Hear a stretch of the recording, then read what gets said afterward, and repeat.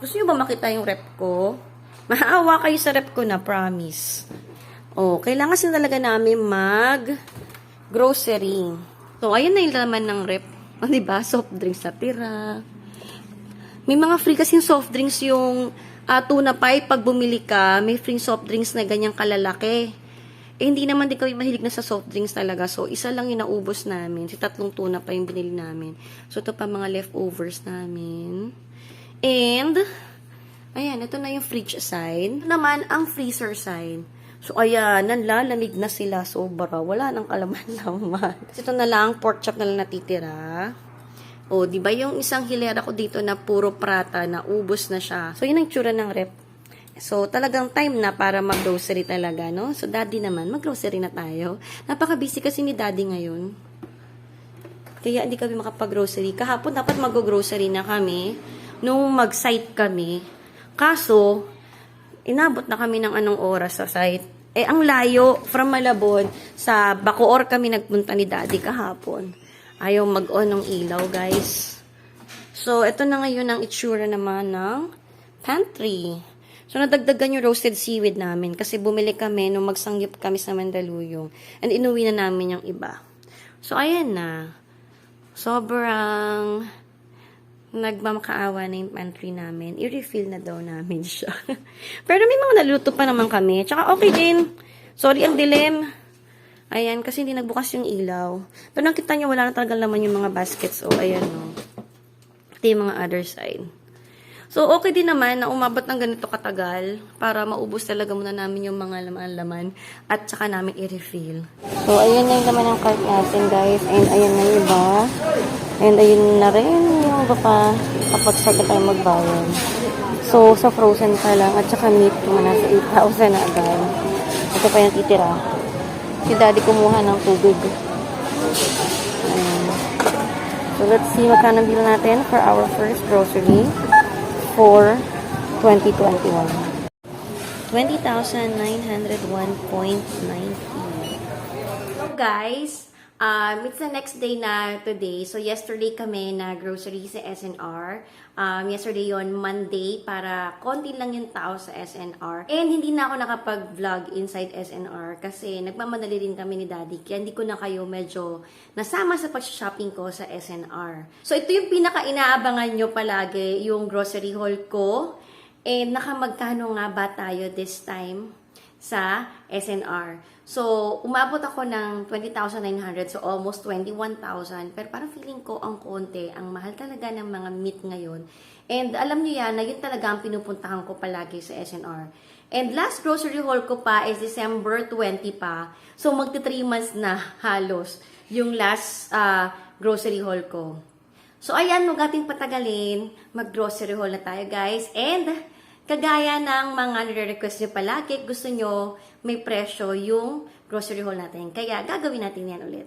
So, dahil nag-request yung mga bata na gumawa kami ng cookies, ayan, bumili ako ng Hershey's Milk Chocolate Chips.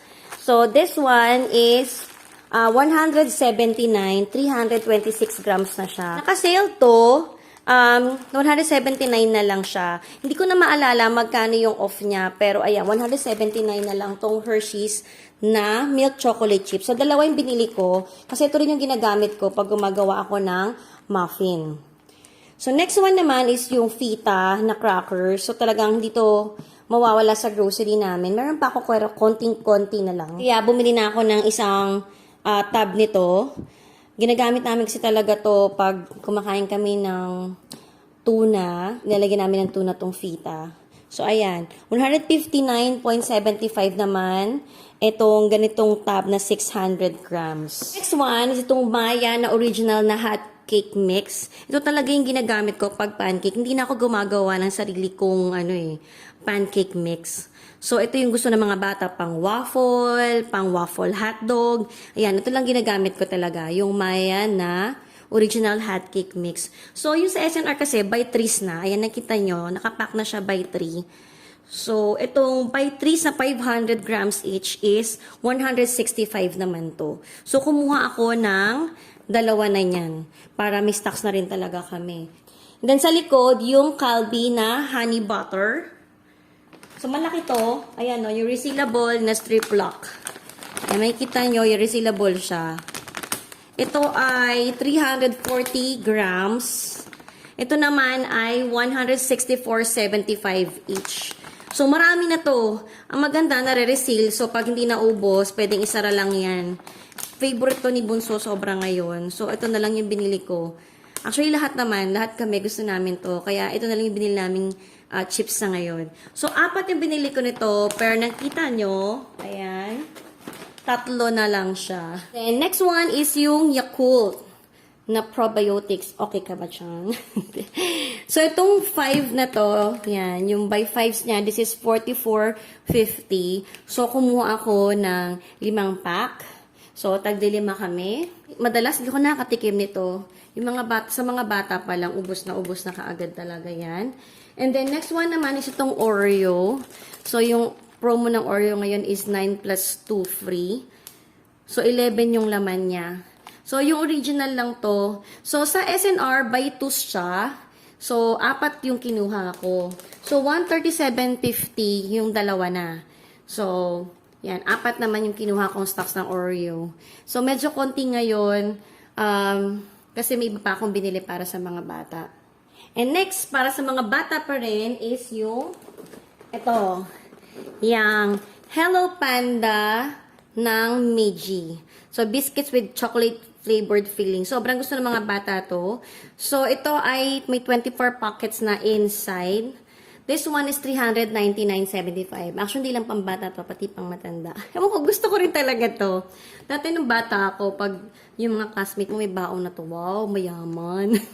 Ayan. Masarap kasi talaga tong Hello Panda. And yan. So, bumili ako ng isang box lang muna. Enough na yan para sa mga bata. Para sa kids pa rin. Bumili kami itong value pack na chocolate. So, ito ay 5 pounds na ng iba't ibang brand ng chocolate. So, meron ng M&M's, may Musketeers, may Twix, may Milky Way, tsaka may Snickers. This one is 1,199. So, 155 pieces na na chocolate. And then, syempre, hindi mawawala ang Pepero sa aming grocery. So, ito naman ay box of 8 packs na Pepero ang laman inside. This is 329. So, ito yung lagi kong binibili, yung white cookie. May kasi sila talaga sa cookies and creamy. Kaya ito lang yung binibili ko palagi. Next one sa ating grocery ay ang chili. Ito yung chili ni Daddy. So, ito na talaga yung favorite ng chili, yung Shi Wei Guan. Ayan. Yan na yung favorite niyang chili. Ito ay 399 pesos. 190 grams itong jar na to. Next one is yung Hosen na sweet corn. So, ito ay by 3s. 119 pesos siya. Net weight nito is 400 grams per can. So, 119, tatlo ng lata na ganyan. So, binili ko is 3 pack. So, siyam na cans. And then, isa pa to sa lagi ko talagang binibili, itong lychee ng Hosen. Ito naman ay 339, 3 peraso na. 565 grams naman siya per can. This one naman is yung Eden na cheese, yung original lang niya. So, net weight ito is 430 grams. Ito ay 129. So, dalawa yung kinuha ko nito. And then, syempre, meron ding quick melt na cheese para sa lasagna, para sa Bake Mac, para sa pizza, at para din sa sangyupsal. So, ito na may 900 grams, 349. Dalawa rin yung kinuha ko nito. And then, hindi mawawala yung super garlic mix na favorite ni Daddy at ni Kyle. So, ito ay 450 grams, 134.75. Dalawa rin yung kinuha ko nitong super garlic mix. And then, syempre, ang crab and corn soup, of 6 na siya. Yung 60 grams to na crab and corn soup. This one naman is 292. Ayan, pack of 6 na siya. Na 60 grams yung malalaki. So, dalawa rin yung kinuha ko nito. So, total of 12 na pouches ng crab and corn. Then, next is yung onion powder. Naubos na yung onion powder ko, diba? Ang laki nun sa rep, pero naubos pa rin siya. Kasi bihira na akong naghihiwa ng onion. Ito na lang ginagamit talaga namin. Mas madali. Pampadali ng buhay. So, yung ganitong kalaki, 500 grams na to. This one is 366, yung McCormick na onion powder. Next one, itong real mayonnaise ng Hellmann's. So, this one naman is 229 pesos para sa ganitong 887 ml na jar. Next naman sa list natin is yung Heinz na Mayo Q. So, first time namin tatry ito, yung Mayo Q. And kahapon, syempre, natry na kaagad din ni Bunso tsaka ni Daddy. Masarap daw. So, maraming iba't iba to. May Mayo Q, may mustard, Mayo mustard yata. Meron din Mayo ketchup, sa iba-iba. Bago ng Heinz yan. Ewan ko kung bago nga lang ba to or ngayon ko lang napansin to. This one is 562 ml. Then ito naman ay 249 pesos para sa ganitong kalaki. And next is yung Four Seasons na Del Monte. So ito naman nakapack na rin to by 3s pag binili nyo. So tagwa 1 liter. This is 225.75 yung tatlo na. Next one naman is itong tip ko na puro berries tapos 50% less calories. This one is 124. Dalawa lang yung kinuha ko nito kasi mas gusto namin mas gusto ko yung broccoli. Nilagay ko siya sa Timmy Blends ko. And gusto rin ni Bunso yung cherry berry at saka yung pomegranate. So yun ang bibiling ko sa ibang grocery store na lang. So hindi mawawala to. Laging may Pringles talaga sa grocery list namin. So, yung Pringles na cheddar cheese, this one is 82 pesos. 4 yung kinuha ko nito. And dahil paubos na rin yung eggs ko, 2 piraso na lang yata siya. Bumili na rin ako ng isang tray lang ng large na eggs. This one is 205 pesos. And then, punta tayo sa mga toiletries at mga panglinis at mga kung ano-ano. So, una, yung alcohol. Gusto ko tong First Parma na alcohol eh. Ang bango kasi nito, yung with guava extract. So, yung ganitong kalaki, this is 1 liter, so may pump na siya. 187 pesos yan. And then, syempre, yung sabon ng mga bata. Medyo madami pa naman yun. Pero yung isa nila kasi dadaling ko sa Mandaluyong, then this one na lang iwan namin dito. Ito na yung sa bahay. Para meron na silang nakatabi sa Mandaluyong. This one is 749, 591 ml. And then, itong Dove, naka-sale to. 400 plus yung original price nito. 269 na lang siya. Itong 800 ml na Beauty Nourishing Body Wash. And then, next is yung Clorox na disinfecting wipes. So, ito ay may 30 na wet wipes. This one is 144. Kumuha ako ng 2 lang. Wala akong nakita ng isang box. So, ito, 2 piraso muna yung kinuha ko. And then, ubos na yung aking fabric conditioner. Nabingit ko rin ilang beses sa vlog, kaya medyo na-delay ako sa paglalaba. Downy na Antibac with Safeguard. Ito yung pinaka gusto kong binibili palagi talaga. So, this one is 254 pesos. 1.5 liters na siya. 2 din yung kinuha ko niyan. And then, magbe-birthday kasi si Bunso, kaya bumili kami ng paper plates at saka ng paper cups. Pero mukhang nagbabago yung plans namin kung paano yung magiging party niya na yung party naman is pang family lang. So, itong iba to, hindi naman to lahat para sa birthday niya. Wala namang maliit na pack sa SNR, so ganito lang karami. And mas sulit din to, kaya ganito yung binili namin. So, itong isa is 150 pieces na 9 inches plate. This one is 429. And ito namang paper cups, yan, na 10 ounce, 150 pieces na paper cups. This one is 249 pesos naman. And then ito ang isa na din nawawala sa grocery din namin. Siyempre, ang paper towels. So, hindi toilet paper ha. Paper towels lang talaga. Yung toilet paper, okay na yung bidet spray doon. So, ang paper towels, ito, yung SNR na interfolded na paper towels. Kumuha ako ng 2 nito. This one is 259. Bali, 6 na yung laman niya. Sa isang pack na ganito, 259 pesos. So, yan, 2 kinuha ko. And then, nakita namin tong basket na to. Ayan o, ang ganda niya. Wire basket siya na merong cloth na ganito. Parang cut siya. Ayan o. Ay, hindi ko maangat yung handle kasi naka-tie wrap pa. So, yan yung itsura niya. Ayan, ang ganda-ganda niya. Parang ang ganda ang ilagay nito sa pantry. Pero wow, ang dami kong kailangan na ganito pag mag-update ako ng ganito sa pantry. So, ito, baka ito yung nalagay namin sa pinaglalagyan ng aquarium para medyo tago yung gamit ni Daddy. And then, may spare akong dalawa. Baka lalagay ko yung sa Mandaluyong dun sa under ng microwave oven ko kasi kailangan ko ng organizer dun. So, ayan. Bali, 4 yung binili namin ito. And this one is 349 pesos lang. O, diba? Wire basket na 349 pesos lang. Tapos, may ganito pa na cloth na pantakip dun sa gamit. Yung last time na binili ko sa SM, that's 800 plus. Ito, 349. Kaya sulit na sulit ba ito? Bumili kami ng 4 nito. Ito talaga yung isa sa main reason ba't ako nag-SNR para sa meat. So, ayan lahat yung meat natin ngayon.